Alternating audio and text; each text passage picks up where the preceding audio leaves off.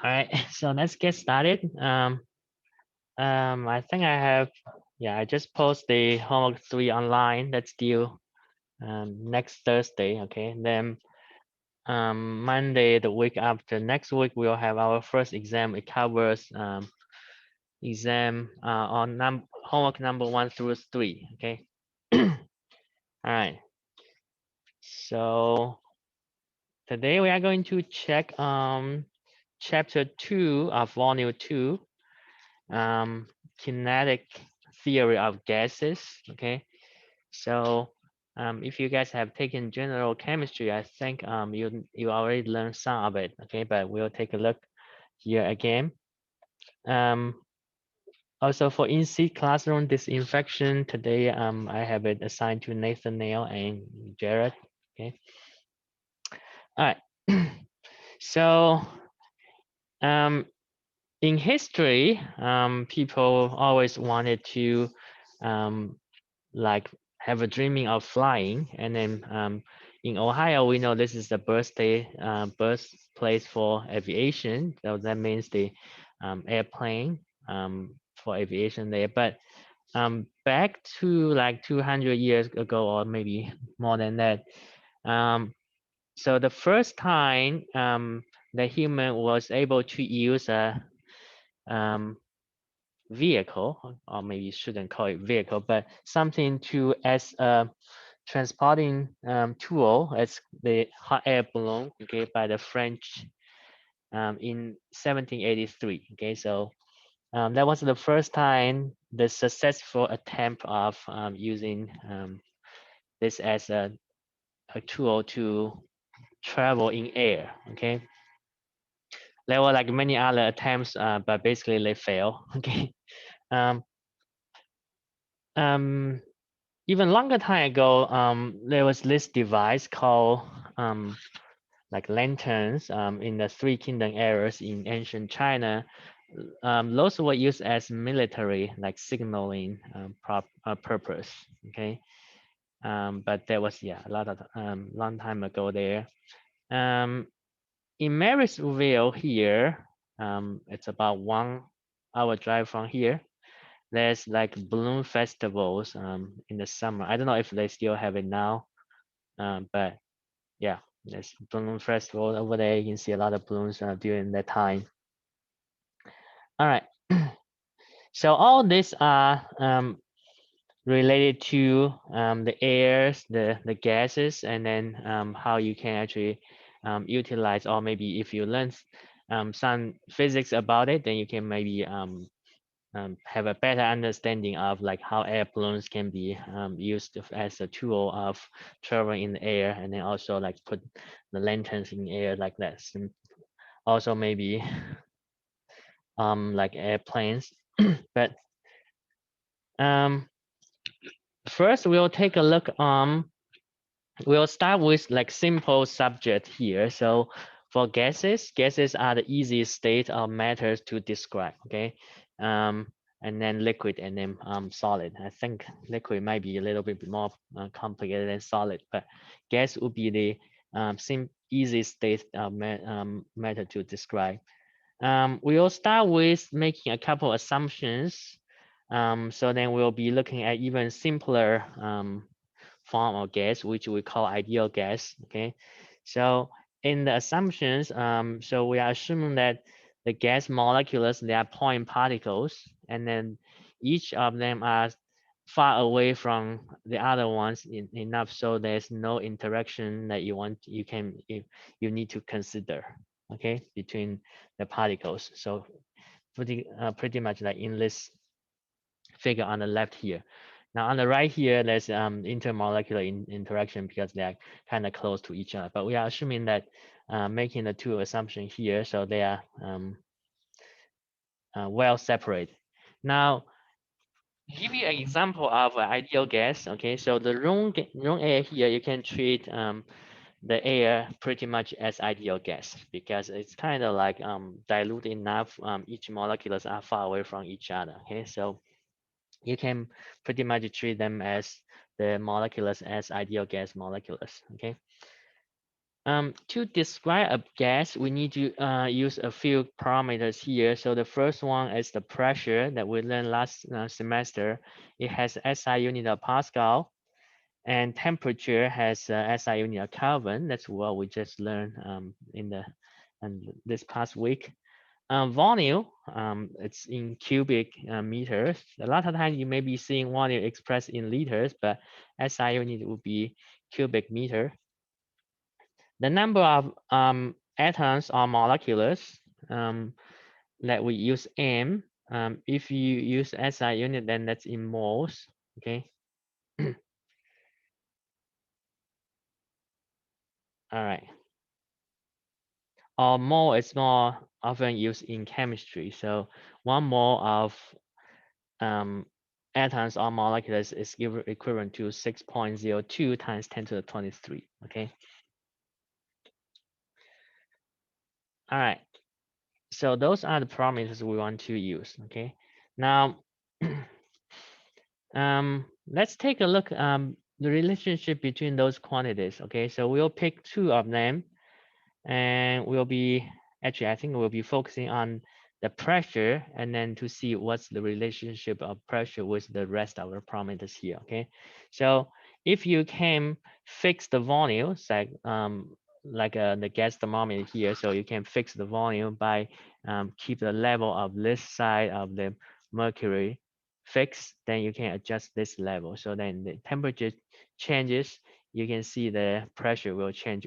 Pressure will be corresponding to this height of mercury surfaces here on this tube, and then on the other side of tube. Okay, so experimentally it has been determined that pressure is proportional to temperature. So linear relationship. Okay, P is equal to a constant times T if volume is fixed, and then if you are not changing the number of molecules inside here.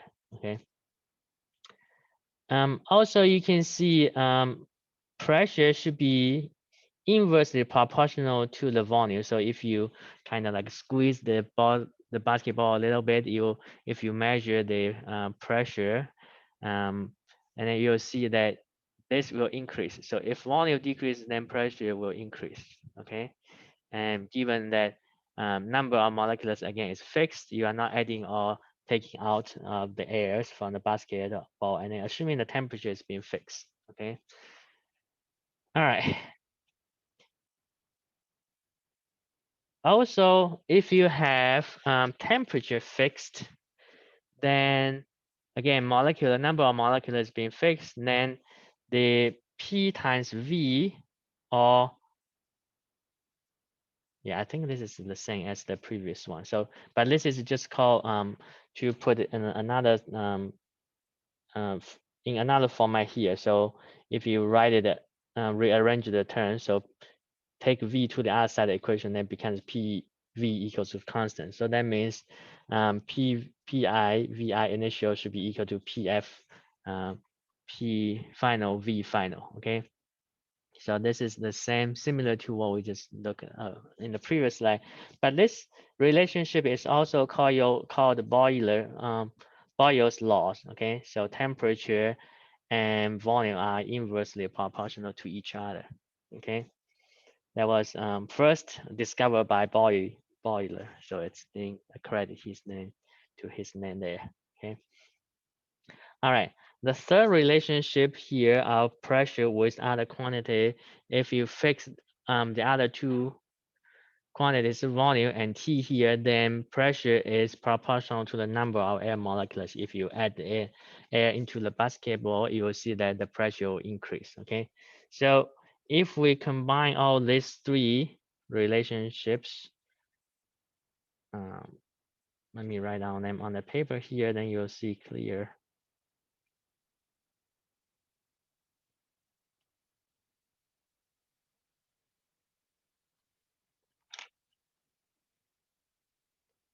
So the first one we had was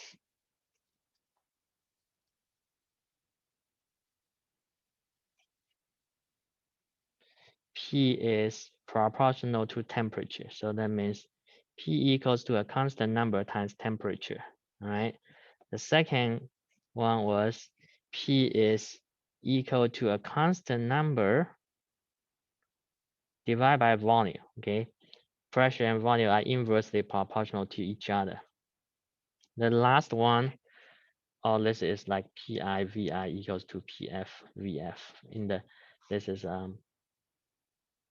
Euler's law as well. But the last one is P is equal to a constant number. That means P is proportional to the number of molecules, okay? So if you combine those three, you'll figure that P is equal to probably a constant number, right? Constant number times T times M divided by V, right? So it should be in that relationship. Now, it's been experimentally determined that this is constant is the K, which is Boltzmann's constant, okay? So then P equals to, you can KTM over V, you can rearrange the term, so PV is equal to NKT, right? So this relationship then is called the ideal gas law, okay? You can relate them, the quantities that you describe the ideal gas together in one equation. So P equal to KNT over V or PV equal to NKT, where K is the Boltzmann constant of 1.38 times 10 to the minus 23 joules per Kelvin. Okay, so that's the K there.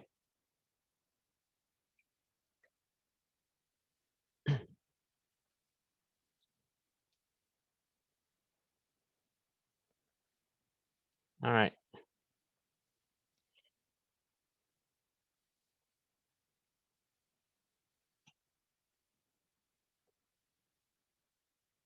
Let's take a look on this example here. It says a person's lungs can hold about 6.0 liters of air at body temperature of about 310 Kelvin and atomic pressure of 101 kilopascal. Given the air is about 21% of oxygen, find the number of oxygen molecules in the lungs.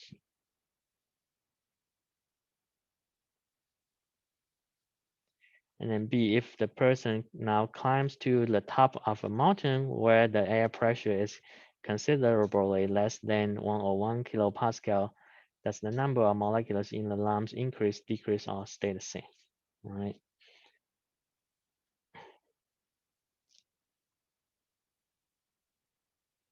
So you're given V, P, and T. You're looking for M of oxygen.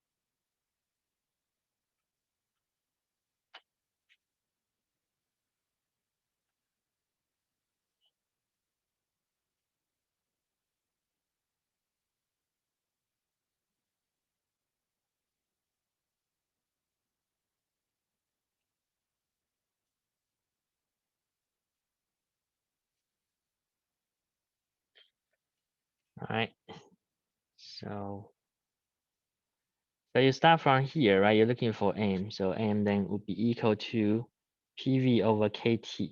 Okay. P is given as 101 kilopascal. So that means 10 to the third Pascal. Volume is 6.0 liters. So you convert it into cubic meter.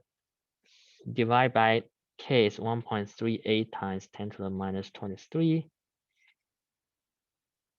joules over Kelvin, and then times T, that's already given in Kelvins, okay? So this would be 1.417 times 10 to the 23. Now this is the number of the air molecules. For oxygen, it's 20% of that, okay? So N sub O2 is 20% of this number. So that would be 2.98 times 10 to the 22, okay? About the number of molecules or oxygen molecules, okay? All right, so that's part A. Part B, because your pressure decreased, right? The V, the volume of your lung that can, the volume of the air that your lung can hold should still stay about the same. Also, your temperature, body temperature should stay the same, right? So P decreases, then N should be increased. So then N of oxygen should also decrease. Okay, so it should be decreased on B2. Okay, I think you guys all got this one right. For the responses you guys submitted. Okay, but let me know if you have any questions about this one.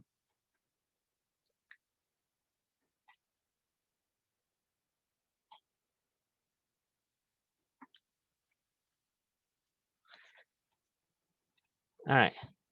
Now in chemistry, often the ideal gas law is written in the format of using small n, which means n in moles. Okay, so this is because for a mole, a substance that's defined as the number of either atoms or molecules in a mole for a carbon 12. Okay, 12 grams of carbon 12. Okay, so that's how a mole is being defined.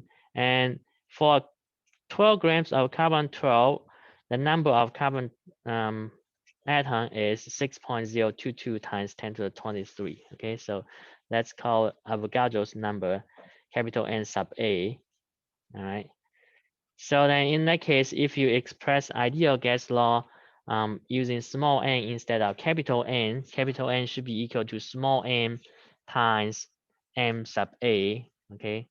Number of moles times Avogadro's number gives you the number of molecules. So then if you write that way, Avogadro's number is a constant, Boltzmann is a constant. You can combine the two together. So that gives you about 8.31, which is called the gas constant R. Okay, 8.31 is the gas constant R. So then the ideal gas law equation of state for an ideal gas can be rewritten as PV equal to small n times R times T.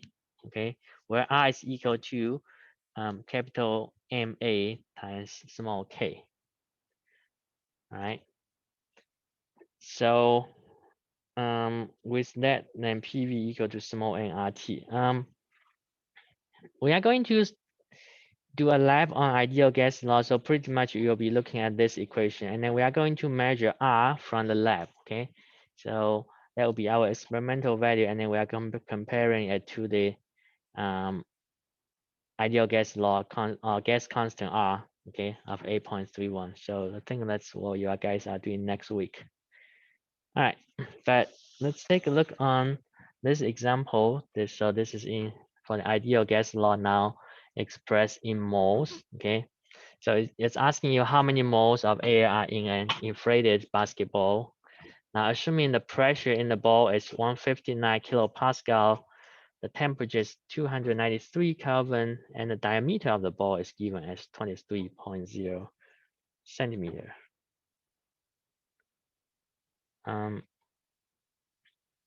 So if you are given a diameter, in case if you don't remember the formula for volume, for a sphere, ball is a sphere, volume of it is equal to 1/6 or pi/6 times d to the q, right?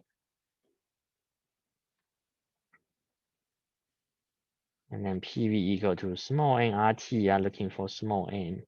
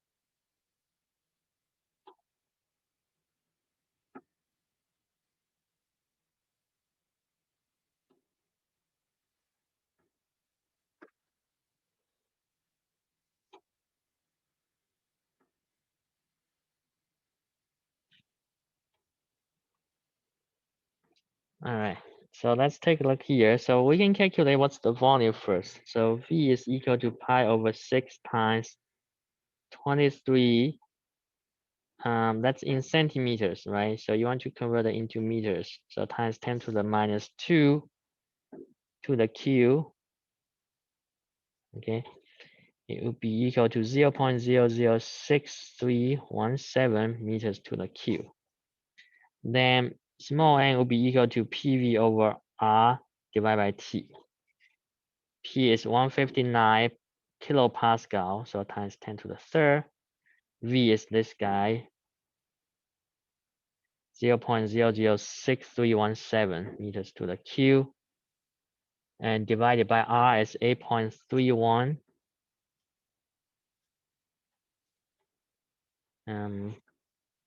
That's in joules per mole times Kelvin. times 293 Kelvin. Okay, so that would be 0.416 in moles.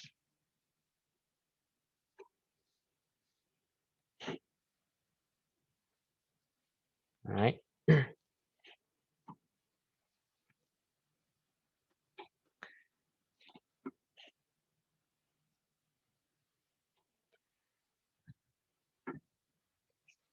All right. That's clear to you guys. Then we can move on. But let me know if you have questions. Okay.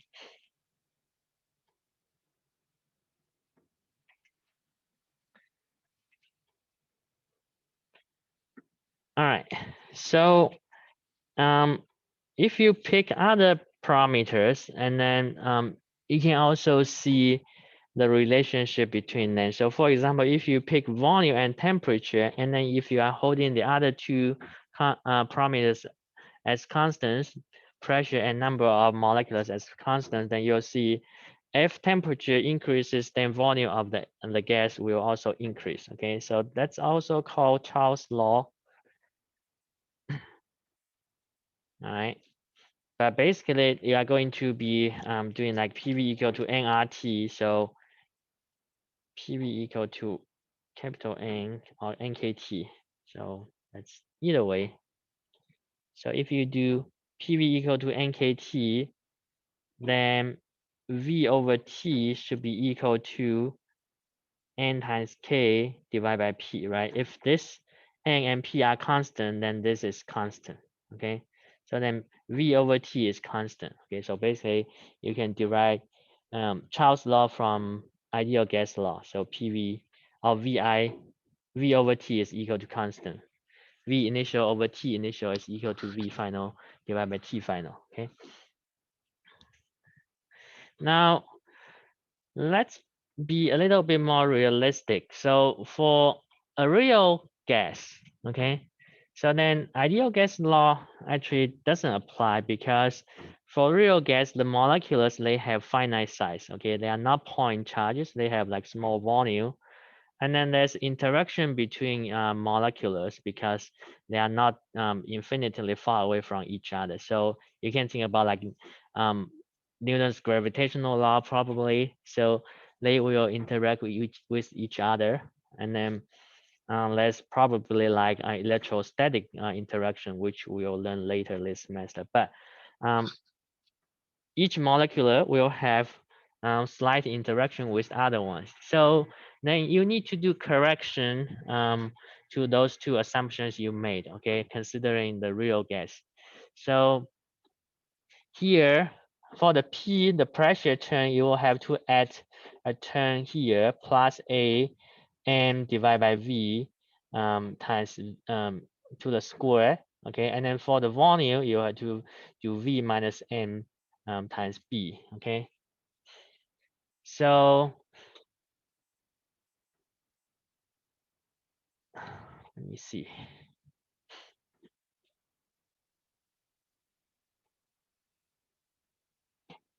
All right, so this guy account the finite volume of the molecules, okay? And then this is accounting the interactions between the molecules, okay? So that's related to like the force interaction. Force can be related to pressure here, so then in that term, okay? So this equation is called van der Waals equation of state, okay, for non-ideal gas laws, okay? Let's take a look on an example here. So first, you are going to use ideal gas law to estimate temperature of 1 kilogram of steam, which has molecular molar mass of 18.0 grams per mole at the pressure of 1.50 times 10 to the 6 Pascal.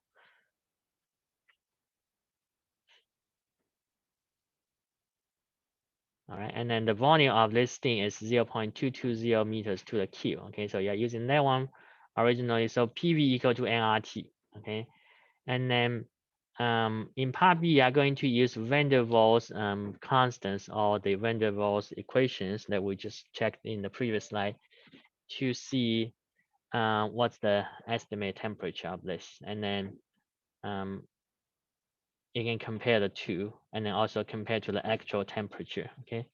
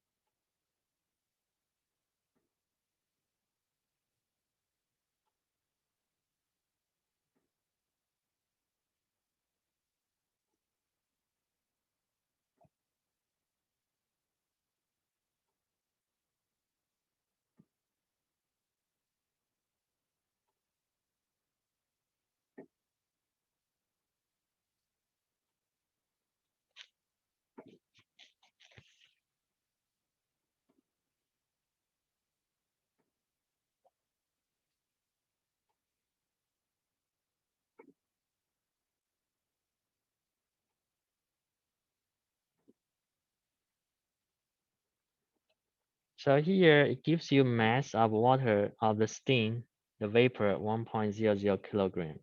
It tells you molar mass as 18 grams per mole. So you want to convert this into kilograms per mole, okay? Because kilogram is the SI unit.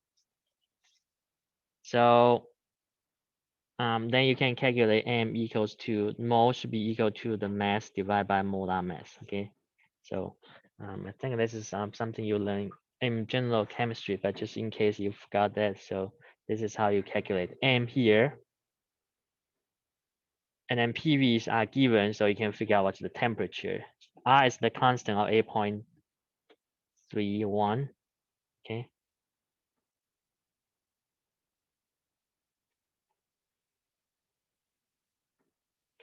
And constants, constant A and constant B, they are given.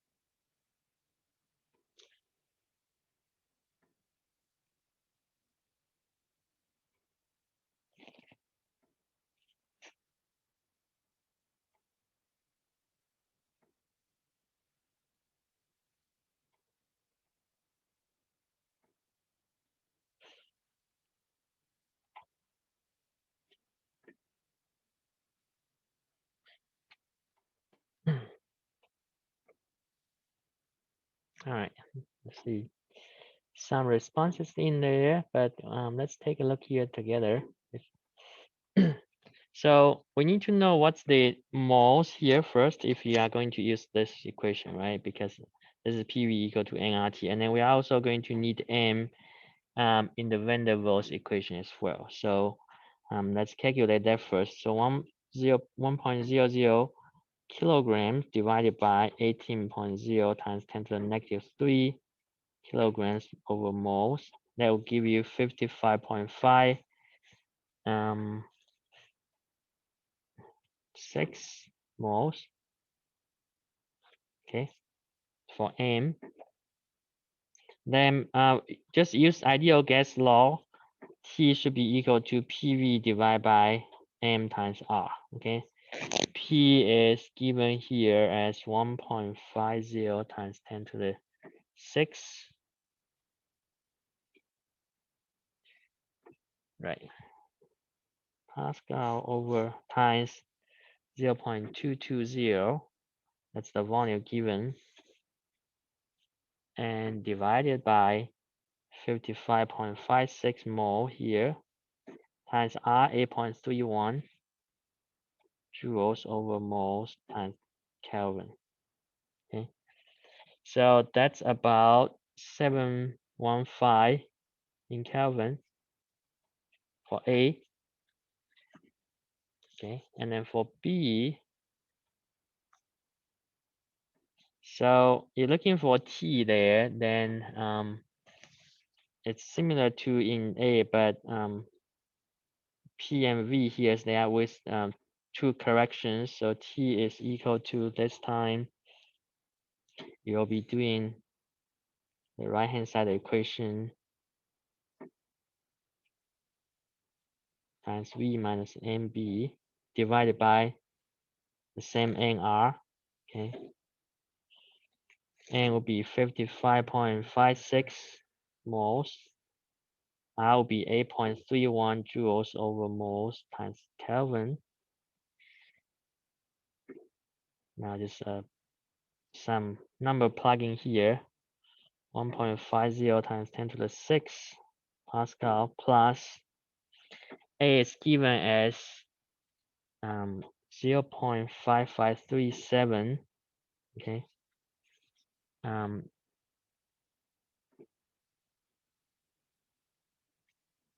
The units here, I think they are all given as SI units. So I'm going to just skip the units here, okay, because I don't think I have enough space here for all the numbers with units. So that's M, small n, that's volume, okay. There's a square on that, 0.220. So I'm going to just drop the units here, okay. Minus 55.56 times B, 3.049 times 10 to the minus 5.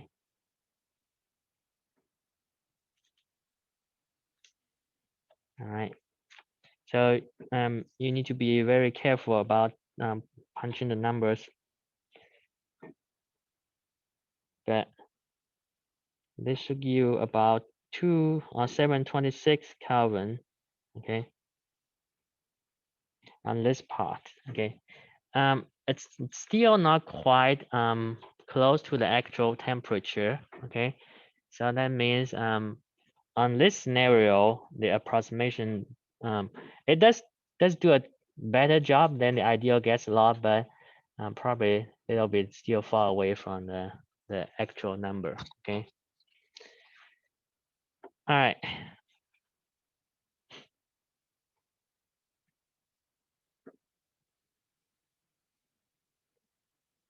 Any questions you guys might have?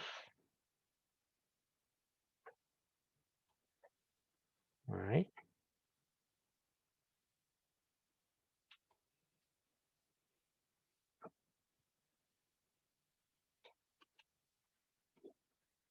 If not, then we are going to just go back to the hot air balloon we looked earlier. So how does a hot air balloon work? Okay, so basically it's very similar to if you have a bottle and then just toss it into a like water, and then it will be floating depending on, now you can put like small say rocks inside or maybe sand inside. So if you have a lot of weight here, then it will sink down. But if you take some of them out, then it can still be floating. Okay, so the hot air balloon works the same way here. All right. So here, because there's opening at the bottom here to the outside air, so then the pressure inside the hot air balloon is the same as the outside. Okay, so that stays as constant. Now the shape of the hot air balloon is not changing. All right. If it's in the air, it's not changing. So P and V, they are fixed. Okay, those two are fixed. The temperature here inside though can be um, changed by you can like heat it up. Okay, so you can put the fire on and then heat up the air inside. Okay, so you can adjusting the temperature, so then the number of air molecules inside the balloon will be different. Okay, so then this is similar to like the number of say small rocks in the bottle here. All right, so if you have less air molecules, then it will be floating. If you have more molecules inside here, it will descend down. Okay, so in that sense. Um, in one of the homework problems, you are going to work on the hot air balloons. Okay, so then for this, because it's similar to this guy, so you guys know that if this is floating, then the buoyant force on the bottle should be equal to the total weight of the bottle plus whatever the stuff inside, right? So the mg should be equal to the buoyant force. Okay, so for the hot air balloon, then it's the same scenario.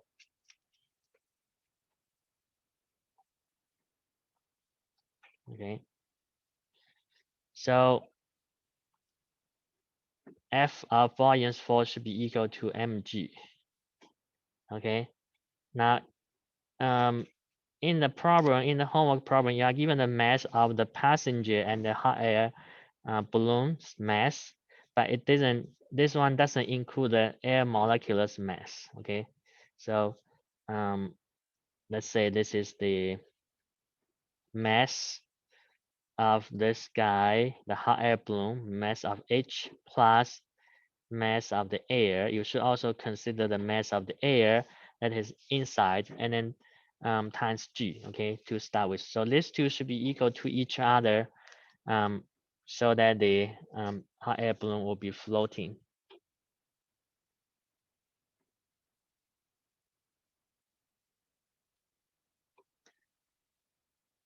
And then for buoyant force, that should be equal to rho of, now you have to be careful, okay, rho of the outside air, G times the volume of it, okay. For this guy, it will be rho of the inside air times G and V, because inside and outside, they are different. Okay, so for this together.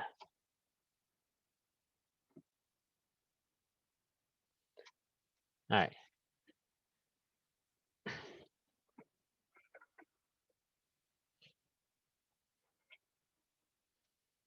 So that's what you are going to see in the homework problem. Okay, so you'll be starting with that.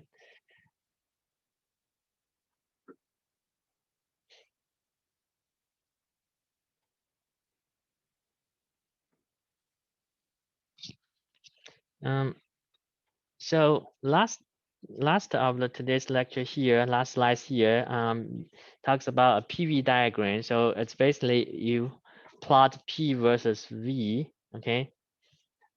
Now I think I have seen. I start to work on your lab grade, lab report. So this is one of the common mistakes that I have seen over the years. So when you plot, say, P versus V, okay, in the spreadsheet, you want to put V in the first column and then P as the second column. So X as first column and then Y as the second column, but you're plotting Y versus X, okay? But anyway, back to the PV diagram here. So if you plot P versus V here, you can see at different temperatures, the curves look like differently. So at high temperature, when you have a gas that is in high temperature, so they are probably in the form of gas, okay? So they could be separate like enough from each other. So you can see PV equal to nRT in that case will still hold. So that means the curve will be like a parabola, like this, goes down, okay? So if it's still like this, so that means PV equal to nRT is nRT still holds here. Now as temperature decrease, you may still see a smooth curve here. So that means PV equal to nRT still applies. But if your temperature goes down further, when the condensation start to happen, then it's no longer smooth curve. So that means condensation of the steam or the vapor starts to become liquid. Okay, so you can see it's no longer a smooth curve. Okay, or over here actually you will start to see interaction between the molecules. So then it's no longer ideal gas law here because it's not smooth here. There's a kink there. All right, and then when it gets into the condensation phase, you'll see that. All right, or yeah, it's better explained over here. So this is still ideal gas. This is not. This is true, but not ideal gas. Okay, so you might see like probably like van der Waals equation kind of thing like here. So not ideal. Okay, and then condensation will happen. All right. All right. So when it start to condensate here, there's will be a critical point which called critical temperature. So above which liquid cannot exist. So if you are above that temperature here, you will have vapor form. Okay, but below there you could have liquid, start to have liquid. Okay, so that's called critical temperature. All right. The same thing happens for the critical pressure as well. Okay, so there's a minimum pressure that you could have for the liquid to exist. Okay, so other than if you have um, larger pressure, okay,